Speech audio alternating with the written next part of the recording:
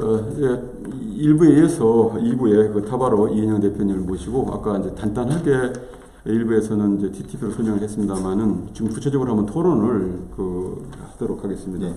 그럼 이제 아까 제일 중요한 것은 이 환경보호, 탄소 배출권이나 이런 것을 그러니까 기업은 보장받지만은 괜히 못 받는 방법을 받고 두 번째는 이제 지자체가 법적 근거를 갖고 있는 걸 아직 활용하지 않는 법 시스템 다 되어 있지 않습니까? 그런 부분들을 이제 활용해서 재원을 마련하고 그것을 다시 인센티브를 주겠다 이런 계획 구조잖아요. 그러면 이제 여기서는 아까 이제 3만 원 가지고 운영한다고 이제 봐했는데 그게 좀 어떻게 이 경제성이라든지 수익성 이런 게 어떤 식으로 지금 계산이 되는 거예요? 예, 간단히 설명드리겠습니다. 자전거 한 대가 지금 공공자전거는 거치대랑 그 단말기 장치, 시건 장치 등으로 해서 자전거 한 대 가격이 120만원에서 198만원 정도 소비가 되는데 저희 같은 경우는 그 거치대와 잠금 장치 없는 서비스를 개발했습니다. 그러다 보니까 여러분 자전거 가격 아시겠지만 자전거의 최상품, 생활 자전거 중에 최상품을 해도 약간 한 35만원 정도면 이 자전거를 공급할 수 있습니다.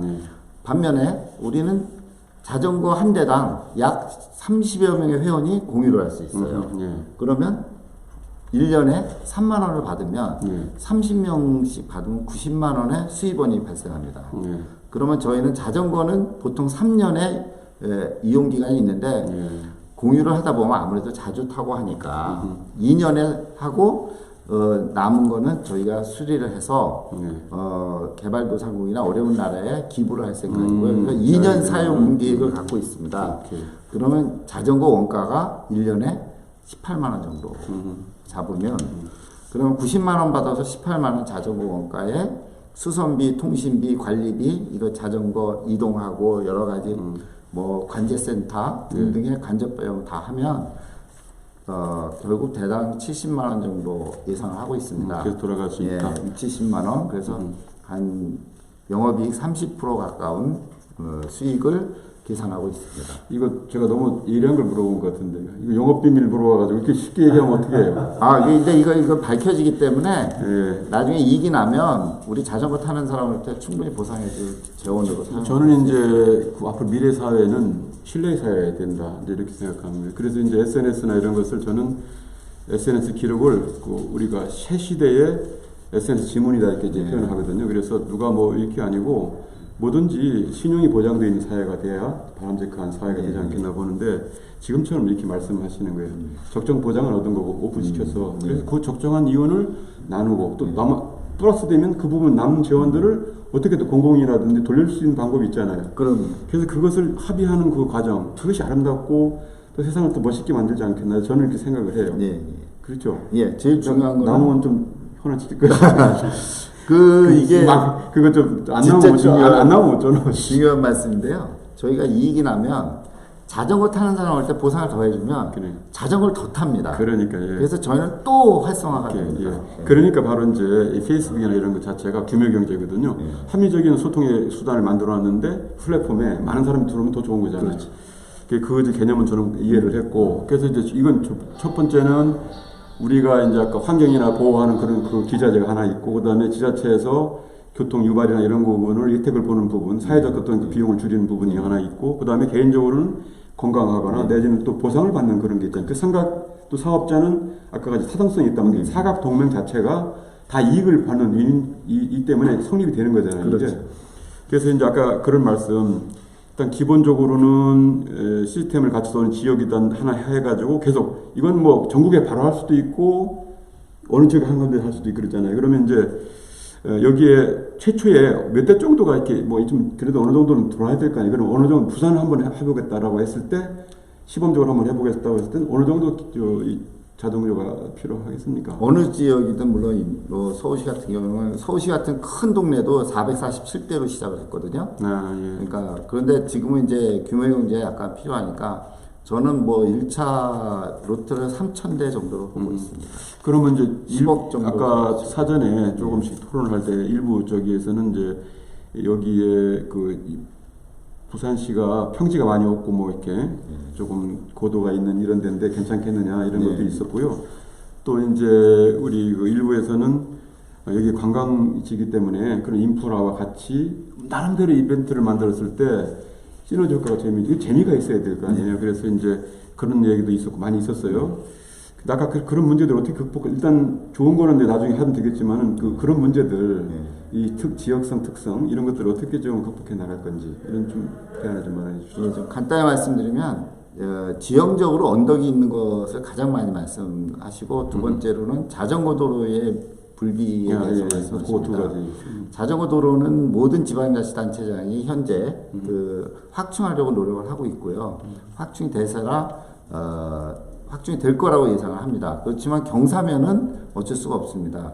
그렇지만 경사면이 우리가 추구하는 이 자전거로 이용한 단거리 도심 단거리 교통에는 포함 안 되는 경우가 많습니다. 그렇죠. 서울시도 이걸 뭐 100km씩 가는 거죠. 언덕까지를 굳이 자전거를 넘지 않아도 그렇죠. 그건 버스 타고 가고 그렇죠.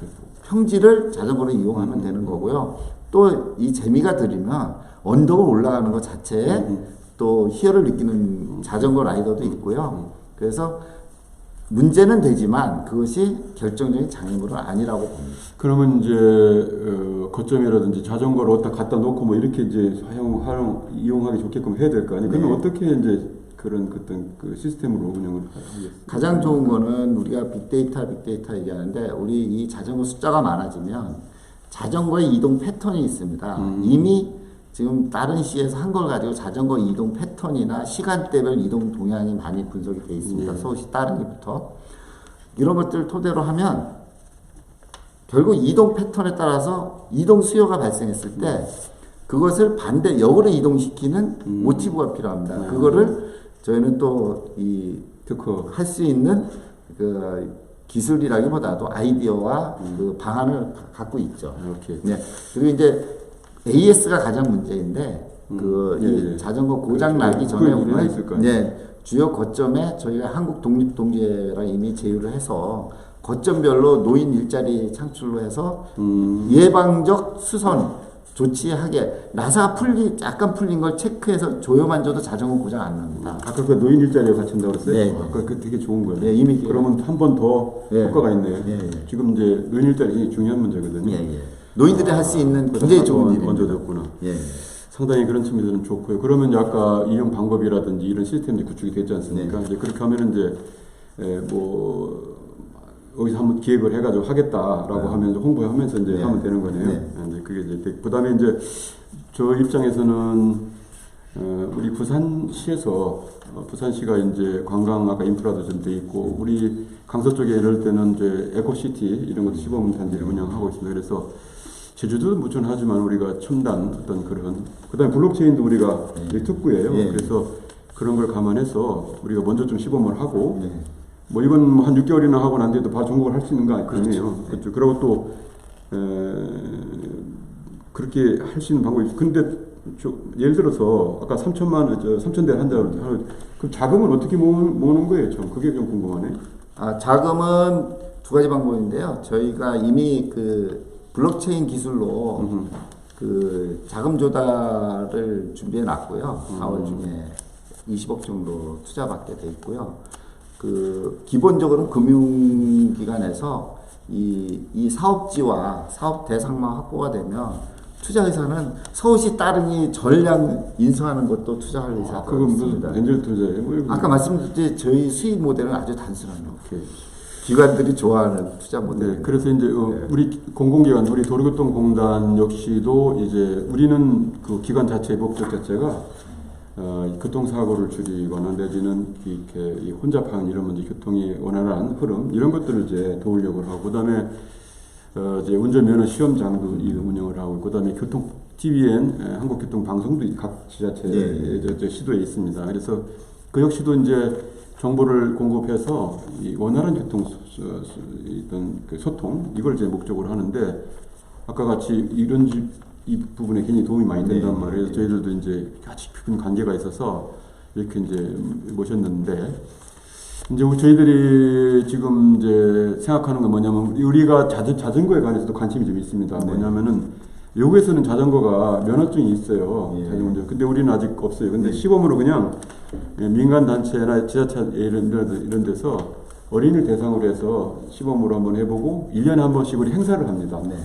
그래서 그냥 그 면허증은 아닌데 자격증처럼 이렇게 주는 건데 그거를 좀 자격증화 시켜서 하면 그 쉽게 할 수 있으니까요. 네. 뭐 PC로 이렇게 하고 나머지는 한번 이렇게 타보면 네. 되니까 저희들은 이제 오토바이 1륜차 코스가 있습니다. 네. 그렇게 해서 하든지 뭐 여러 가지 해서 한번 하고 난 뒤에부터는 그러면 그게 면허증이 생기지 않습니까? 등록해주면 되니 거기다가 이 칩을 넣거나 해서 이거를 마일리지나 네. 활용하면 좋지 않겠나. 어떻게 생각합니까? 이 아이디어. 예, 제가 교통공단을 생각했을 때 가장 떠오르는 좋은 방법이 그런 일종의 그린 드라이버 라이센스. 그렇죠. 예, 그렇죠. 이거 단순한 자전거 라이센스가 아닌 그래서 우리 환경 에코 드라이버 라이센스 식으로 해서 플러스한 거죠. 거기에 우리 에코 마일리지 방식으로 해서 자전거 기록을 거기다 담는 거죠. 그러면 그 기록이 사실은 교통공단이 관리를 하면서 물론 지자체와 지역 화폐와 호환 그 디지털 화폐로도 활용하지만 또 하나는 그 아이디와 연동돼 있기 때문에 개인의 환경 등급으로 활용할 수가 있지 않을까 생각이 됩니다. 그래서 여기서 고등학생들이 자전거 많이 탄 기록에다가 표창장을 주거나 일정 기준으로 해서 진학에 도움이 되게 하고 성인들은 공공 입찰에 입찰자 우대 조건 등을 해서 그렇죠. 자전거 이용 활성화에 굉장히 모티브가 될 수 있을 것으로 기대합니다. 그러니까 이제 공익성이나 사회적 그 기여 유인을 거기다가 제도화 시킨다 이런 얘기인데 상당히 공감을 하고 또 저희들은 뭐 돈 드는 건 아니잖아요. 네. 그리고 또 저희들 도로교통공단 자체는 공익을 목적으로 하는 기관이에요. 뭐 수익에 관계없이. 그래서 이제 그런 측면에서 이제 관심도 많고 어떻게 우리 공공기관이 사회적 기여를 할 것인지 이런 데 있는데 이게 이제 좋은 아이템이에요. 제가 볼 때는. 그렇게 하고 이제 저희들 홍보 효과가 많이 있잖아요. 지금은 이제 오는 사람들, 교육받는 사람들이나 뭐 방송 쪽으로 하지만은 이 수요가 많아지면은 그 사람들이 우리한테 이제 고객이잖아요. 네, 거기다가 우리가 필요한 걸 또 넣을 수도 있고, 아까 그 면허증에다가 마일리지나 등등 기타 등등 여러 가지 할 수도 있고, 그 다음에 이제 요즘에 상 주는 사람 좋아하잖아요. 네. 그게 이제 아까 필요하니까. 그럼 우리 돈 안 들이고 표창장 주면서 인심 쓸 수 있단 말이에요. 뭐 농담일 수도 있지만은 그런 점에서는 다 위인할 수도 있고, 그 다음에 사회적으로 뭔가 좋은 선한 영향을 끼칠 수 있는 좋은 어떤 그런 그 결합이 아닌가 이렇게 생각이 듭니다. 그래서 지금 저도 상당히 관심을 갖고 있는데 조금 더 숙성시켜야 될 것 같아요. 이게 구체적으로 이 기관들이 어떻게 할 것인지 또 단계별로는 어떻게 해야 될지 이걸 좀 만들어지면은 저희들이 같이 기획을 해서 부산시를 부산 전체를 시범 기획으로 해서 한번 이 도전 한번 혁신을 도전해보는 게 어떻겠습니까? 예, 저야 감사하죠. 밀어주시는 거예요? 예, 예. 저희가 밀어드려야 되는데 일부에서는 그래요. 저는 공공기관이라는데 잘 이해 못하면은 내가 설명을 드린 것도 뭘 부탁을 하는 자꾸 생각을 하고 이게 참 굉장히 이 깝깝한 이 현실이에요. 이 공식적으로 저도 뭐 공공기관이지만 그게 아니고 뒤집어 보면은 이게 얼마나 큰 혜택이면서 또 민간과 같이 할 수 있는 것인지 지금 싹 다 굉장히 추세잖아요. 그렇죠. 그래서 저는 쌍방향 소통이라서 이걸 너무 좋아해요. 예. 손 한번 잡아봅시다. 잘 부탁합니다. 자, 마지막 우리 그 화이팅 방송 시청자들께 말씀 한번 해주시고요. 우리의 이 타바로 대표로서도 한번 마지막 말씀 한번 해주세요. 예, 이 자리에 소개하게 돼서 굉장히 감사드리고요. 저희는 자전거를 타서 아주 생활 속에서 환경을 지키고 내 건강도 지키고 이웃도 지키고 사랑도 나누고 하는 이 자전거 운동이 활성화되었으면 하는 소망입니다. 예, 여러분 이제 오늘 타바로 이인영 대표님을 모시고 이제 우리 자전거 또 친환경이라든지 이런 거에 관한 논의를 했습니다. 사실 오늘 좀 뜻깊은 얘기가 우리 이인영 대표는 운동권에 상당히 골수입니다. 여러분 참 80년대를 장식했던 서울대 출신의 아주 강력한 어떤 리더였었는데. 그동안 이 회계법인이라든가 이런 데 여러 경험도 많이 벤처도 운영을 하고 사실 좋은 머리를 다 써가지고 돈도 많이 벌었고 결국은 이제 나이가 만만치 않은 나이에 지금 우리가 왔습니다. 지금 이제 베이비 부모 세대로서 이제 마지막 우리는 무엇을 할 것인가 이런 걸 돌아보는 입장에서 난 이걸 낸 것 같아요. 그래서 이것은 꼭 수익이라기보다는 어떤 전체 지구의 문제라든지 또 국가적인 사회적인 문제 또 미래에 대한 아젠다 문제 이런 것들을 좀 끄집어내서 보람 있게 좀 뭘 할 수 있는 게 아니냐 이렇게 이제 저는 정리해서 들었고 그 얘기를 들었을 때 상당히 감동을 받았습니다. 또 특히 이제 이런 것이 인큐베이팅이 잘 되면 우리가 지금 처음 시작했기 때문에 기술도 있고 확보되었기 때문에 이것을 잘 되면은 이제 세계로 수출하고 그래서 뭔가 이제 한국 위상을 높일 수 있는 그런 좋은 어떤 것이 되지 않겠나 봅니다.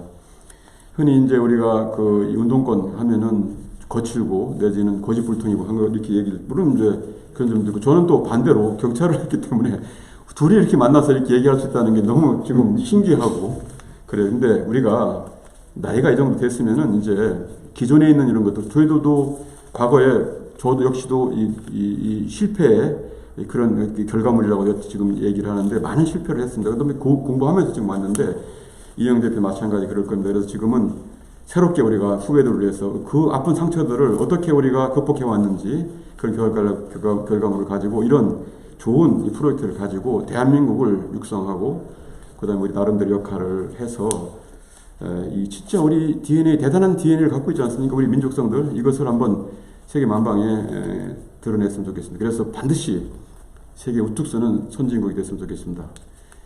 지금까지 화이통방송의 문영호였습니다. 다음 시간에 안녕히 계십시오. 감사합니다.